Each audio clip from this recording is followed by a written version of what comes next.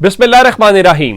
लाखों करोड़ों दुरूदो सलाम मोहम्मद मुस्तफ़ा सल्लल्लाहु अलैहि वसल्लम और आले मोहम्मद पर। मैं हूं उमर दराज गोंदल।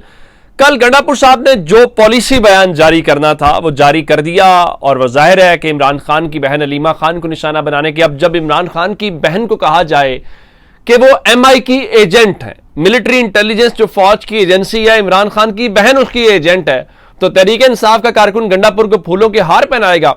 तो आज गंडापुर साहब तो इमरान खान के नाम पर वोट लेकर हुकूमत में बैठे हुए हैं, लेकिन इमरान खान की बहन आज सुबह सवेरे जो है वो इंसदादे दहशतगर्दी अदालत रावलपिंडी में पहुंची, वहां से वो निकली और उसके बाद वो चली गई अडियाला जेल। और अडियाला जेल आप जानते हैं तोशाखाना 2 केस की समात है, लेकिन उन्होंने जवाब दिया है। जवाब किस तरह से दिया है? अब वो यही कहेंगी ना कि मैंने गंडापुर की अब वीडियो बयान नहीं सुना। जाहिर है अगर उन्होंने नहीं भी सुना तो हम सहाफ़ी या हमारे जो वहाँ पे मौजूद दोस्त हैं वो सवाल की सूरत में या जो बाकी चीज़ें हैं वो उनको बता देंगे कि वहाँ पे क्या डिस्कशन हुई है। तो अब जवाब आ गया है और उन्होंने 2-4 बातों के जवाबात उसमें एक ही नुक्ते के अंदर दे दिए हैं। पहला बुनियादी तौर पे ये है कि उन्होंने कहा कि अगर मैं MI की एजेंट हूँ, मिलिट्री इंटेलिजेंस की एजेंट हूँ, तो इसलिए कल पूरा दिन मुझे कब्रिस्तान के अंदर खड़ा किया गया। एक बात। दूसरी बात, उन्होंने कहा कि गंडापुर साबित करे कि मैं किसी वीलॉगर को कंट्रोल करती हूं या फीड करती हूं। मेरा ख्याल यह है कि गंडापुर साहब थोड़ा सा मिसरीड कर गए हैं। कैसे?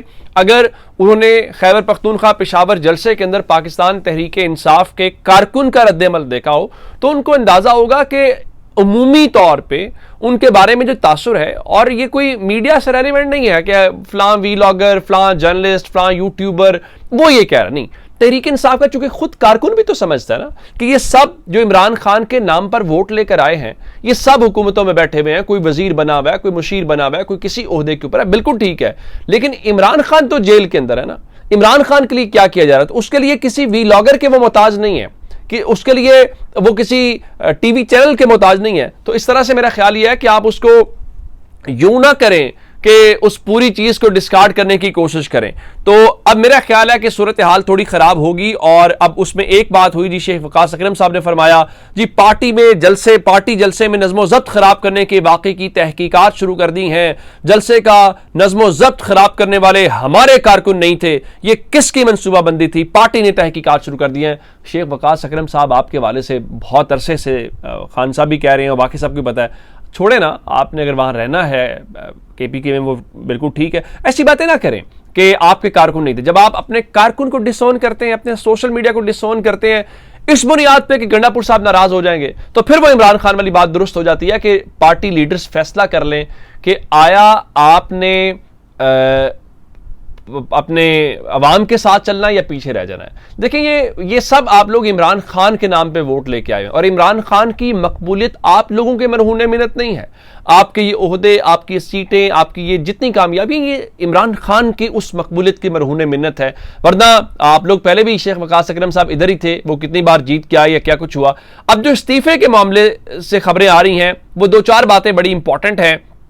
और खबरें आ रही थी कि वहां से कोई इस्तीफा आ सकता है खैबर पख्तूनख्वा से। फिर जब हमने उसको खंगाला तो वो बाबर सलीम सवाती साहब के हवाले से है। चूंकि बाबर सलीम सवाती साहब भी, जिस तरह आपने बाकी इस्तीफों के हवाले से देखा, तो वो सारे वो गंडापुर ग्रुप नहीं है, या जिनको ये तस्वुर किया जाता है ये गंडापुर के मुखालिफिन है, उनके हवाले से था। तो जो स्पीकर बाबर सलीम सवाती साहब हैं उनके हवाले से बताया गया है कि उन्होंने भी वाज़ेह किया है कि वो किसी तौर पे इस्तीफा नहीं देंगे। तो उनके मुताबिक अगर उन्होंने इस्तीफा देने का फैसला किया तो वो किसी साजिशी टोले या मुखालिफिन के दबाव के ऊपर नहीं, बल्कि सिर्फ और सिर्फ इमरान खान के हुक्म और हिदायत के ऊपर होगा। उन्होंने कहा कि पार्टी डिसिप्लिन, क़यादत पर एतमाद और इमरान खान की हिदायत ही स्पीकर के फैसलों की बुनियाद है। चूंकि मैं उसकी वजह बता देता हूं कि बाबर सलीम सवाती साहब उन लोगों में मौजूद थे जो ये कह रहे थे कि खैबर पख्तूनख्वा में मिलिट्री ऑपरेशन हो रहा है। ऐसे में जब बैरिस्टर सैफ और पूरा गंडापुर साहब कह रहे हो कि नहीं इंटेलिजेंस स्पेस ऑपरेशन हो रहे हैं, और खान साहब कह रहे हो कि ये आपको गैर मकबूल कर देगा, ये लोगों के सामने आपको डिस्क्रेडिट कर देगा आपका एक पूरा जो उसूल है। तो अब इस हवाले से चूंकि एक नाम हम बार बार सुन रहे थे कि जी हुकूमती हलकों में अरशद अयूब का नाम गूंज रहा है। अच्छा, मैंने जब इसको चेक किया कि अरशद अयूब साहब कौन है तो पता चला अरशद अयूब साहब जो है वो वहां पे सूबाई वजीर बराए बल्दियात, इंतखाबात और दरही तरक्की हैं और उनका ताल्लुक भी हरीपुर से ही है।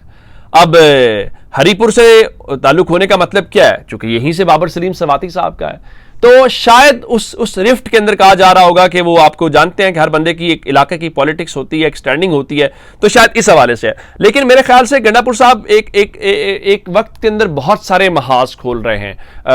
कारकुन आपके साथ खड़े नहीं होंगे, सोशल मीडिया ऑलरेडी, मैं बार बार कहता हूं कि इतनी तनकीद सोशल मीडिया शायद मरियम नवाज के ऊपर करता हो जितनी तनकीद अली अमीन गंडापुर के ऊपर होती है। इसलिए नहीं कि अली अमीन गंडापुर को मुखालिफिन है, चूंकि लोग ये समझते हैं कि भाई हमने आपको वोट दिया, हम आपने वजीर आला बनाया, इस पोजीशन के ऊपर लेके आए, तो उसका कोई खास मकसद है। अगर आपने वो हासिल नहीं करना तो फिर सारी बातें जो है वो गलत हो जाएंगी और इमरान खान ट्रायल भुगतते रहें और वो जेलों में रहें और आप लोग जो है वो हुकूमतें, तो फिर तहरीक इंसाफ का कारकुन आपके साथ, उसको कोई फर्क नहीं पड़ा। यानी अगर आप ये देखिए ना कि आप जो है वो प्राइम मिनिस्टर बन जाएं या चीफ मिनिस्टर बन जाएं, तो उससे क्या फर्क पड़ता है तहरीक इंसाफ के कारकुन को? तहरीक इंसाफ के कारकुन को फर्क पड़ता है इमरान खान की रिहाई से। तहरीक इंसाफ के कारकुन को फर्क पड़ता है कि इमरान खान कब आएंगे, और उसने अपने को वोट भी इसीलिए दिया था। ये आपको फर्क पड़ता है, ये आपके लिए फायदे हैं या किसी के लिए अयाशी हो सकती है। तो आज इमरान खान के हवाले से मैं आपको एक चीज और बताना चाहता हूं कि इंसदाद दहशतगर्दी अदालत से निकल के अलीमा खान साहबा ने यह बताया है कि इमरान खान ने उन्हें बताया कि मुझे गलत बयानी करके धोखा देकर ये साथ वाले कमरे के अंदर ले गए। ये उस केस के अंदर है जो GHQ हमला केस है ना, उसमें इमरान खान की उन्होंने वीडियो लिंक, बल्कि व्हाट्सएप के ऊपर लिंक के ऊपर हाजिरी लगवाई। तो उनका जी इमरान खान ने कहा जी मुझे धोखा दिया गया और मुझे कहा गया कि फोन लें और बात करें। अब बात करें का मतलब यह भी हो सकता है कि खान साहब को लगा हो कि उनके बच्चों से उनकी बात करवाई जा रही है या किसी और से जो कि कैदी को फोन की सहूलत मुयसर होती है। तो जब मुझे कहा गया बात करें तो ना मुझे आवाज आ रही होती है और ना कोई नजर आ रहा होता है, यानी वहां क्या बात हो रही होती है, मेरे सामने कौन है, मुझे इस बारे में किसी किस्म का कोई पता नहीं चलता। तो उनका फिर पता चलता है कि धोखे से ये मेरी हाजिरी लगवा रहे हैं। जब आपने खान साहब को ये कहा ना कि आज बातचीत करें, तो उन्होंने ये समझा होगा मेरी किसी से बात करवा रहे हैं, लेकिन बाद में पता चला नहीं, ये तो इमरान खान का वीडियो लिंक ट्रायल है और ये इमरान खान को सामने बिठा के तासुर कायम कर रहे हैं कि खान साहब आपकी तो हाजिरी लग रही है। तो उसके ऊपर इमरान खान ने कहा कि और अब उसका हल ये है कि ये ट्रायल चुके खान साहब, और जाहिर है जेल ट्रायल आप पहले कर रहे हैं तो अब आप वीडियो लिंक ट्रायल क्यों कर रहे हैं? इसलिए कि तोशा खाना खत्म हो जाए, तो उसके बाद इमरान खान का वीडियो लिंक के ऊपर करें और मुलाकातों का सिलसिला भी बंद कर दें। ये जो फिलहाल जाते हैं लोग, उनसे बयानात और चीजें होती है वो भी ना करें, और उसके बाद मुलाकातें तो हम अपनी मर्जी से करने देंगे। और खासकर जब 6 महीने के बाद आपको जरूरत पड़ा करेगी कि आपने कोई शिकायत लगवानी है, तो उसके बाद मेरे ख्याल चीजें उस हवाले से क्लियर हो जाएंगी। तो अब उन्होंने कहा जी इमरान खान ने यह फैसला किया है कि अब वो अपने सेल से बाहर नहीं आएंगे। हमने ये पहले भी सुना था और आप तक खबर भी पहुंचाई थी कि इमरान खान जो है वो वीडियो लिंक के हवाले से जो एहतजाज है, जो ट्रायल है, उसका बाइकआउट करेंगे, लेकिन शायद वो शामिल हुए या उनको अंदाजा नहीं था ये क्या हो रहा है। तो अब वो कह रहे हैं कि भाई मैं इस पूरे ट्रायल का बाइकआउट करूंगा और मैं बाहर नहीं आऊंगा। और अगर आप ये बाइकआउट करते हैं तो फिर इस ट्रायल की क्या वुकत रह जाएगी? इमरान खान के खिलाफ जितने ऑलरेडी केसेस हैं वो सब लोग जानते हैं पॉलिटिकल केसेस हैं, उनकी कोई वुकत नहीं है। तो अगर वो बाइकआउट भी कर गए तो फिर मेरे ख्याल है आपके हाथ से चीजें निकल जाएंगी। अच्छा, इसके बीच में एक डेवलपमेंट और आपको जरूर बतानी है, और वो आज़ाद कश्मीर में जो एहतजाज है उसको लेके है। अवामी एक्शन कमेटी जो है वो आज भी मुजफ्फराबाद के अंदर एहतजाज कर रही थी, भरपूर एहतजाज कर रही है, और जो वहां पे नारे लग रहे थे वो बड़े खतरनाक हैं। एक दिलचस्प भी था उनका जी, डंगर हमारे रस्से तुम्हारे नामंजूर नामंजूर, कुत्ते हमारे पटे तुम्हारे नामंजूर नामंजूर, ऐसे नारे लगे। मैं बार बार एक गुजारिश कर रहा हूं, इल्तमास किया जा सकता है वो कि आप सुनेंगे नहीं, उस बात को मानेंगे नहीं, और वो ये है कि मेहरबानी करें और अपने लोगों से बात करें। अपने लोगों से बात करने में कोई बेइज्जती नहीं होती। अपना बहुत सारा ख्याल रखिएगा। खुदा हाफिज।